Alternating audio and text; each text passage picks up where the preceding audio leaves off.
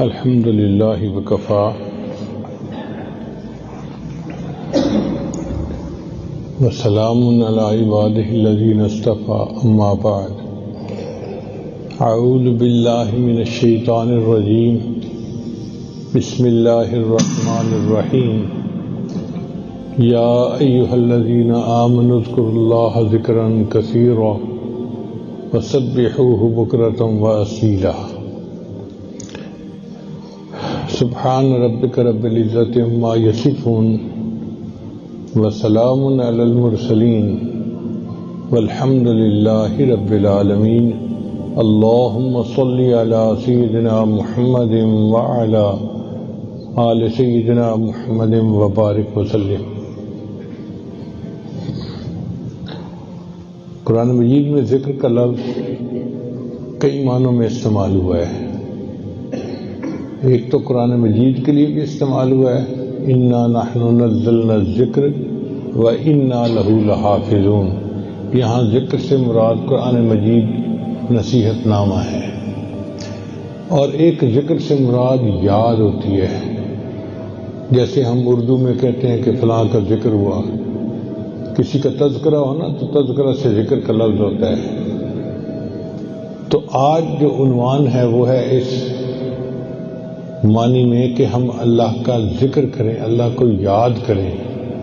اللہ فرماتے ہیں اے ایمان والو، اللہ کو کثرت کے ساتھ یاد کرو۔ کثرت کا مطلب کیا کہ لیٹے بیٹھے کھڑے ہر حال میں اللہ کو یاد کرو۔ چنانچہ حدیث مبارکہ میں آتا ہے، ابو ہریرہ عنہ روایت کرتے ہیں کہ نبی صلی اللہ علیہ وسلم نے فرمایا ان اہل السماء لیرون بیوت اہل الذکر تضیء لهم کما تضیء الکواکب لاہل الارض، کہ جس طرح زمین والوں کے نزدیک آسمان پہ ستارے چمکتے ہیں، اسی طرح آسمان والوں کے نزدیک وہ گھر چمکتے ہیں جن میں اللہ کا ذکر کیا جاتا ہے۔ اگر ہم اپنے گھروں میں اللہ کا ذکر کریں تو ہمارے گھر اللہ کے فرشتوں کو یوں محسوس ہوں گے جیسے دور سے ستارہ چمک رہا ہوتا ہے۔ حافظ ابن حجر رحمۃ اللہ نے لکھا ہے کہ 3 چیزوں سے انسان کی پریشانیاں ختم ہوتی ہیں۔ ایک کلام الحکماء، داناؤں کا کلام۔ دانا لوگ جب بات کرتے ہیں نا تو بندے کے دل کو تسلی ہو جاتی ہے، اس کا غم غلط ہو جاتا ہے۔ دوسرا اللہ کا ذکر، ذکر سے اللہ کے انسان کی پریشانیاں ختم ہوتی ہیں۔ شاعر نے کہا نہ دنیا سے، نہ دولت سے، نہ گھر آباد کرنے سے تسلی دل کو ہوتی ہے خدا کو یاد کرنے سے۔ اللہ کو یاد کرنے سے دل کو اطمینان ملتا ہے، سکون ملتا ہے۔ اور تیسرا لقاء اولیاء اللہ، اولیاء اللہ کے ساتھ ملاقات سے دل کو سکون ملتا ہے۔ سید سکری رحمۃ اللہ فرمایا کرتے تھے کہ بعض آسمانی کتابوں میں لکھا ہے کہ اللہ نے فرمایا اے میرے بندے، جب میرا ذکر تجھ پر غالب آ جاتا ہے تو میں تیرا عاشق بن جاتا ہوں۔ یعنی جب بندہ اتنا ذکر کرتا ہے، اتنا ذکر کرتا ہے کہ بندے پر ذکر غالب آ جاتا ہے، اللہ فرماتے ہیں پھر میں تیرا عاشق بن جاتا ہوں۔ اللہ بندے کے عاشق بن جاتے ہیں۔ ابو سعید خراز رحمۃ اللہ علیہ فرماتے ہیں کہ اللہ جب کسی بندے کو دوست بنانا چاہتا ہے تو اس کے لیے اپنے ذکر کا دروازہ کھول دیتا ہے، ذکر کی توفیق دے دیتا ہے۔ پھر جب وہ بندہ اللہ کے ذکر سے لذت پاتا ہے تو اسے اپنے قرب کا دروازہ کھول دیتا ہے۔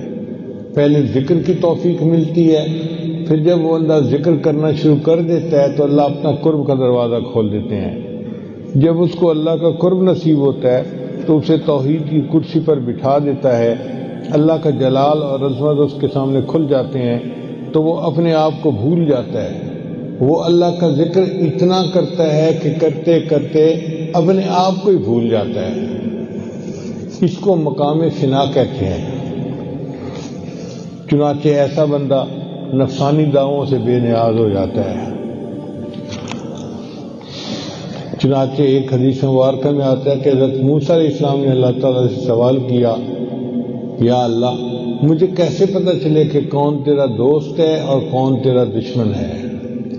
اللہ تعالیٰ نے جواب دیا موسیٰ علیہ السلام، جو میرا ذکر کرتا ہے وہ میرا دوست ہے، اور جو مجھ سے غافل ہے وہ میرا دشمن ہے۔ اس لیے ہمیں غفلت سے بچنا چاہیے اور ہر لمحے اللہ کو یاد کرنا چاہیے۔ رابعہ ادویہ وفات کے وقت انہوں نے اپنی خادمہ کو یہ وصیت کی کہ جب میں مر جاؤں تو جس گدڑی میں ہوں اسی میں مجھے دفن کرنا، الگ کفن دینے کی ضرورت نہیں ہے، اور کسی کو اطلاع بھی نہ دینا میرے مرنے کی۔ چنانچہ خادمہ نے اسی طرح کیا، زیادہ تشہیر بھی نہیں کی اور ان کو دفن کر دیا۔ خادمہ نے خواب میں دیکھا کہ رابعہ ادویہ بہت اچھے خوبصورت کپڑے پہنے ہوئے جنت کے باغ میں گھوم رہی ہیں، تو اس نے پوچھا، رابعہ آپ کے ساتھ آگے کیا معاملہ بنا؟ کہنے لگی کہ اللہ تعالیٰ نے میرے اوپر مہربانی فرمائی، اور تم اگر چاہتی ہو کہ تمہاری قبر روشن ہو تو تم اللہ کا ذکر کثرت کے ساتھ کیا کرو۔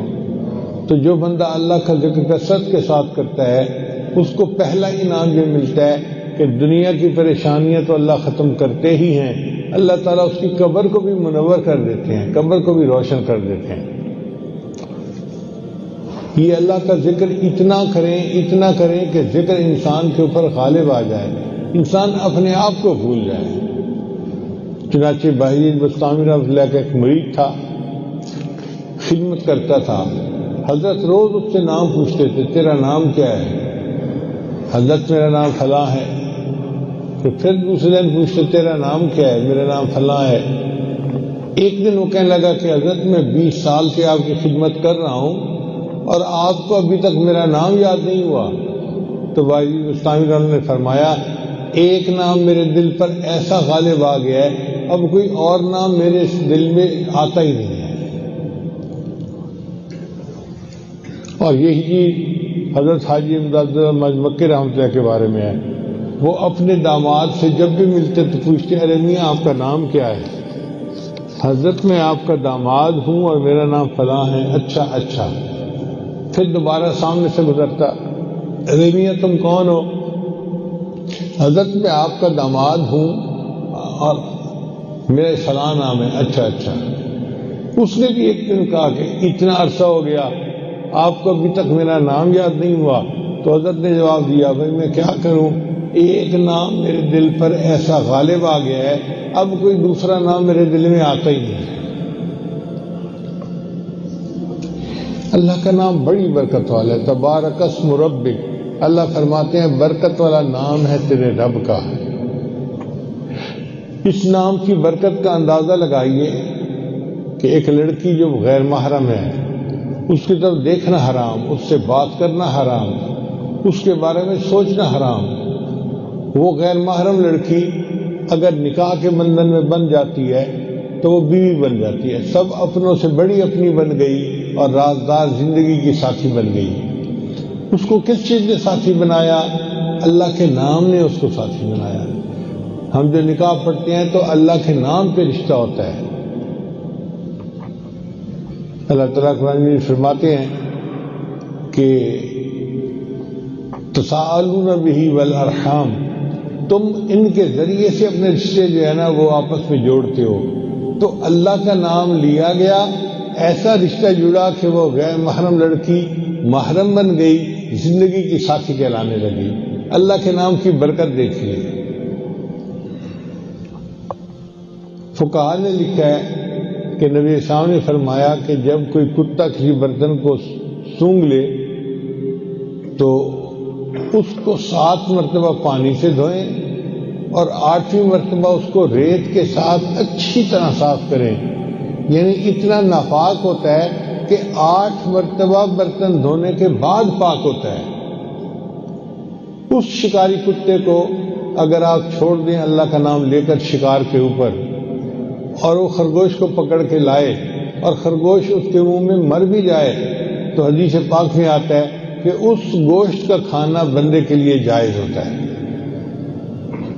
اب آپ دیکھیے کہ ایسا نجس جانور تھا کہ وہ منہ لگائے تو 8 مرتبہ برتن کو دھونا پڑتا ہے، مگر اللہ کے نام سے اس کو ہم نے چھوڑا تو اس کا کیا ہوا شکار اللہ نے حلال کر دیا۔ اللہ کے نام کی برکت دیکھیے کتنی زیادہ ہے۔ اس لیے جانور جب ذبح ہوتا ہے تو بسم اللہ اللہ اکبر اس پر اللہ کا نام لیتے ہیں تو وہ حلال بن جاتا ہے، اور اگر ویسے اس کی جان نکل جائے تو وہی جانور حرام ہو جاتا ہے۔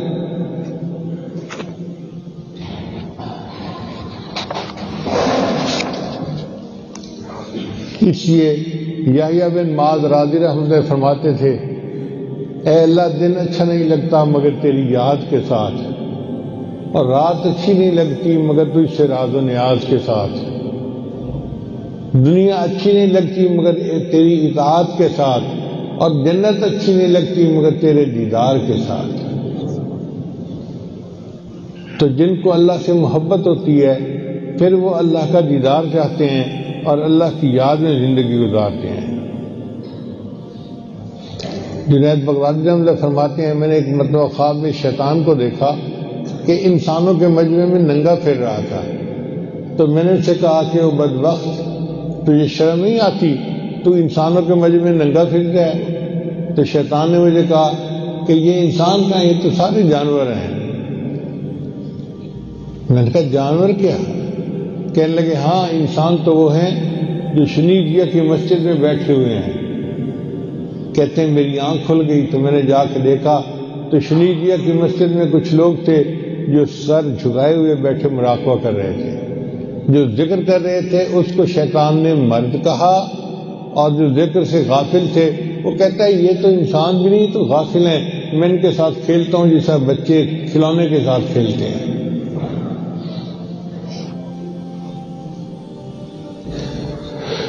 چنانچہ قرآن مجید کی آیت ہے وَكَانَ تَحْتَهُ كَنْزٌ لَهُمَا،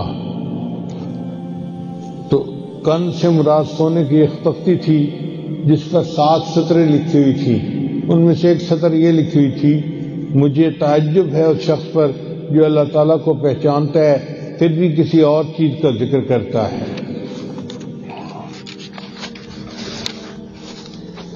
ابو معمر رضی اللہ عنہ فرماتے ہیں ایک آدمی نے مجھے کہا کہ میں نے خواب میں دیکھا آپ جب کھڑے ہوتے ہیں یا بیٹھتے ہیں، اندر جاتے ہیں یا باہر آتے ہیں تو فرشتے آپ کے لیے دعا کرتے ہیں۔ یعنی صحابی سے اس بندے نے کہا کہ میں نے یہ خواب دیکھا ہے کہ آپ جب اٹھتے ہیں، بیٹھتے ہیں، اندر جاتے ہیں یا باہر آتے ہیں تو فرشتے آپ کے لیے دعائیں کرتے ہیں۔ ان کا کہ یہ کام تو تم بھی کر سکتے ہو۔ پوچھا وہ کیسے؟ ان قرآن مجید کی آیت پڑھی، یا ایھا الذین آمنوا اذکروا اللہ ذکرا کثیرا وسبحوہ بکرۃ واصیلا، کہ اے ایمان والو اللہ کا ذکر کثرت سے کرو اور صبح و شام اپنے اللہ کی تسبیح بیان کرو۔ هو الذی یصلی علیکم، وہ اللہ تمہارے اوپر رحمتیں نازل فرمائے گا، وملائکتہ، اور اس کے ملائکہ بھی تمہارے اوپر رحمتیں نازل کریں گے، لیخرجکم من الظلمات الی النور، تاکہ تمہیں ظلمت سے نکال کر روشنی کی طرف لے جائیں، وکان بالمؤمنین رحیما، اور اللہ تعالیٰ ایمان والوں کے لیے بڑا رحیم ہے۔ اس کا مطلب یہ کہ جو بندہ کثرت کے ساتھ ذکر کرتا ہے اللہ بھی رحمتیں برساتے ہیں اور اللہ کے فرشتے بھی اس کے لیے دعائیں کرتے ہیں۔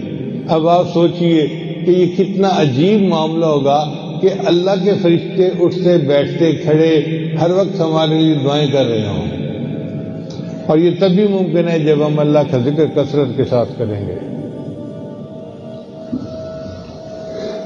چنانچہ نبی علیہ السلام سے ایک حدیث مبارکہ منقول ہے کہ آپ نے ارشاد فرمایا 3 بندوں کی دعا رد نہیں ہوتی۔ ایک، جو بندہ اللہ کا ذکر کثرت کے ساتھ کرتا ہو وہ مستجاب الدعوات بن جاتا ہے، اس کی دعائیں قبول ہوتی ہیں۔